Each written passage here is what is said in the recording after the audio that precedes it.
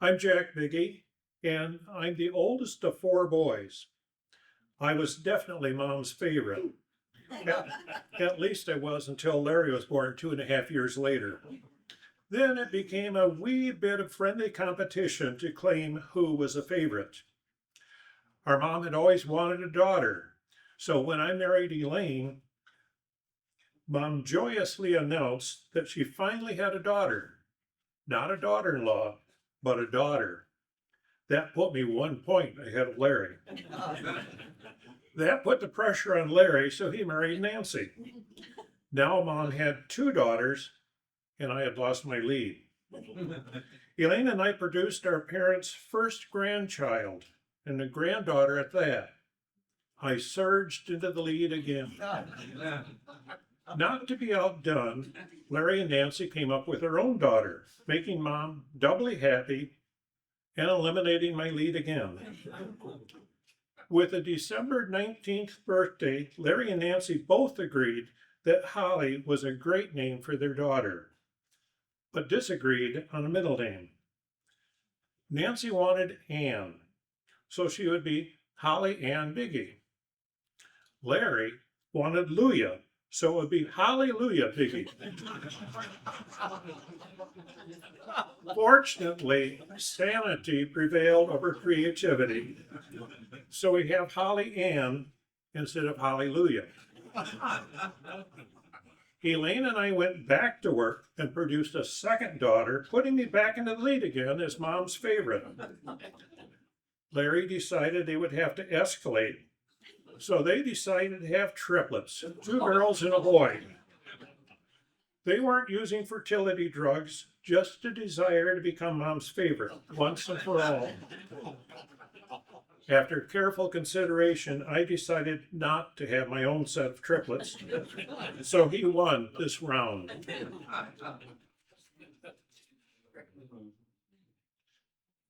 Many of you have read Larry's autobiography, Growing Up in Sparta and Other Adventures. He talks about the draft lottery, where draftees were selected by a lottery system based on birthdays. Larry said the only lottery he ever won got him an all-expense-paid trip halfway around the world. He was a medic in Vietnam. The high-priority targets for the Viet Cong were the officers, radio men, and medics. Medics had a mortality rate several times that of a regular GI. Yet Larry volunteered over and over again to go out on patrols when he could have stayed much of the time in the relative safety of the compound. He has been to the wall several times.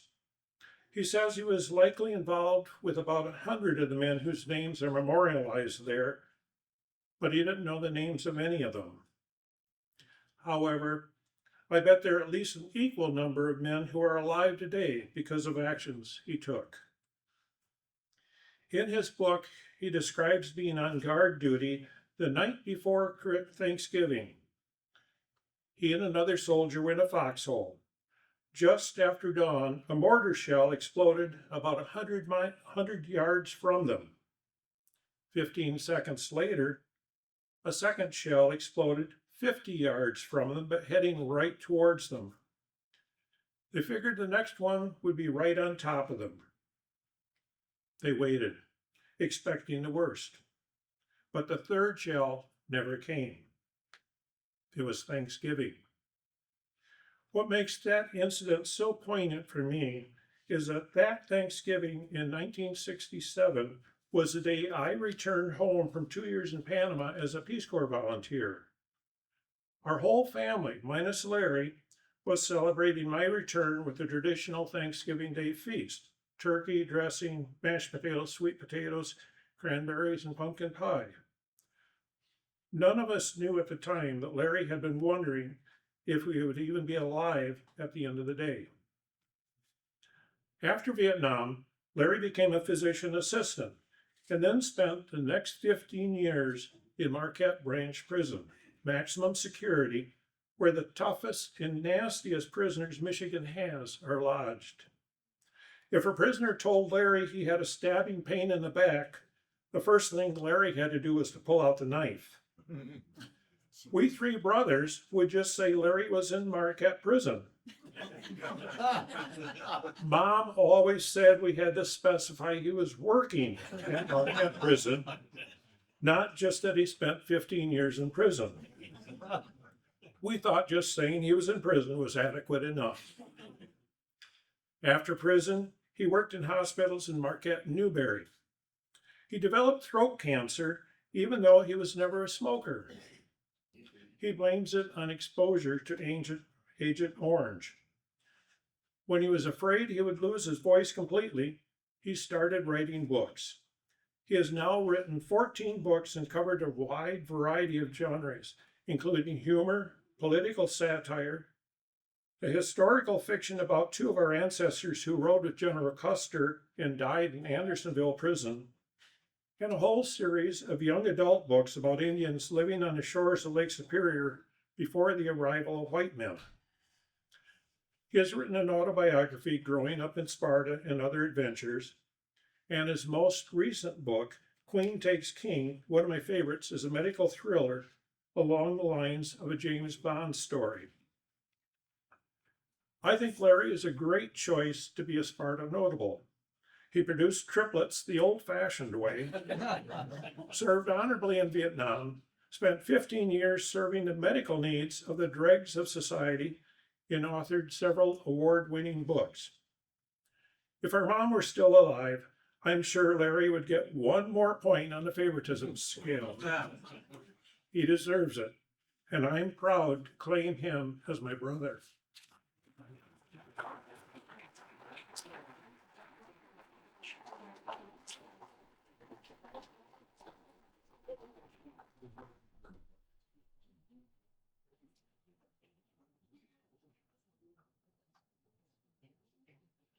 My wife says I have to say something.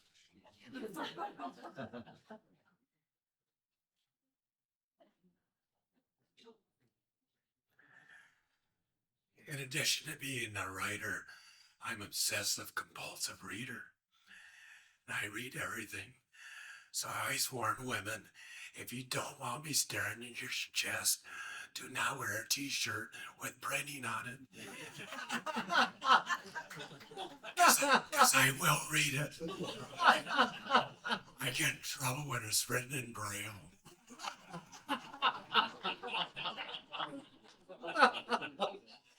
I did read all of the stories from the previous notables, and it was a very humbling experience. I basically wrote a book about Sparta, which I assume is why I'm here. But it was actually a work of committee because I got to talk to all the people that I used to know to get the facts. They weren't always right, so I had to get a second edition to correct some of them. But even though it was the most enjoyable book to write for the first half of the book, the second half was a little more difficult. I didn't talk much about the Vietnam War. That was my personal choice. I decided that I wanted to take the memories to my grave. However, when I got to that section of the book, I was going to put down that I spent 11 months in Vietnam as a medic with the 4th Infantry Division, and then go on with biography. My family says that, no, you can't do that. I said, yes, I can. They said, no, you can't. They said if I did that, it wouldn't be an honest biography. And then they hit me with logic. They said, if you're writing this for your grandkids, which it was, they deserve to know about the war. So it's in there against my better judgment. I would like to thank my brother for the eulogy. And I'd like to thank the commission for giving me a chance for rebuttal. And I'd like when commercial Bush, if you have any kids or grandkids that are young, read to them. If they're older, document their reading. That is fundamental. And this book, there's like 2 cards of them.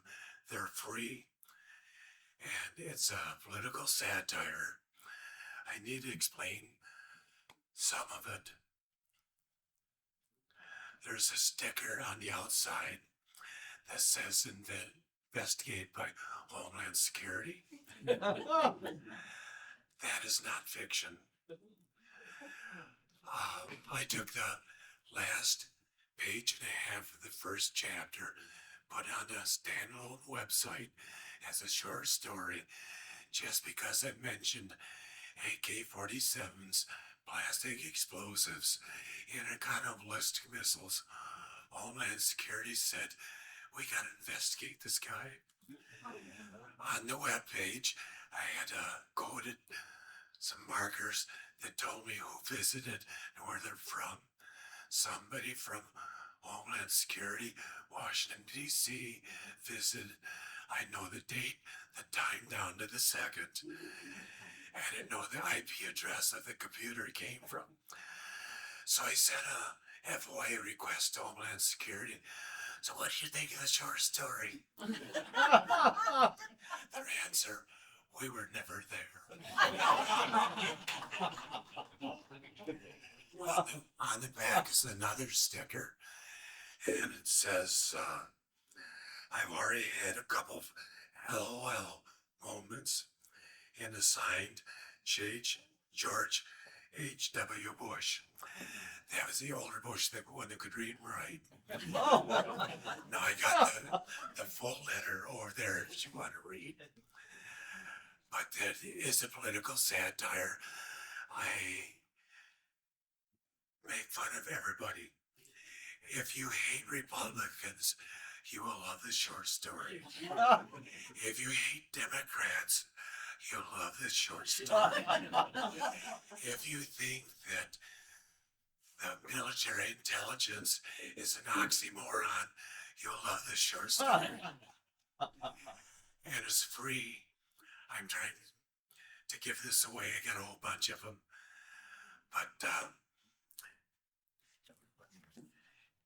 But one thing you should know is I did not write this. This is as told to Larry Biggie by an hammer spot slug. If you're not familiar with the hammer spot slugs, inside the book there's a handout with a picture of hammer spot slug. They're clairvoyant. They can predict the future. And one of their predictions is that the CIA will convince the president that Finland has weapons of mass destruction. And that Finland wants to make the UP a Finnish colony. The president has no choice but declare war on the U.S. and invade the UP.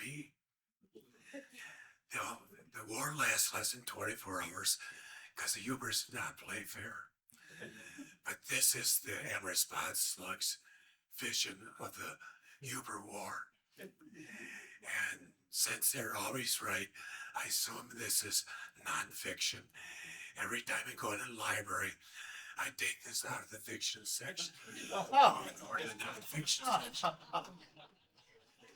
Do we have any librarians here? They always move it back.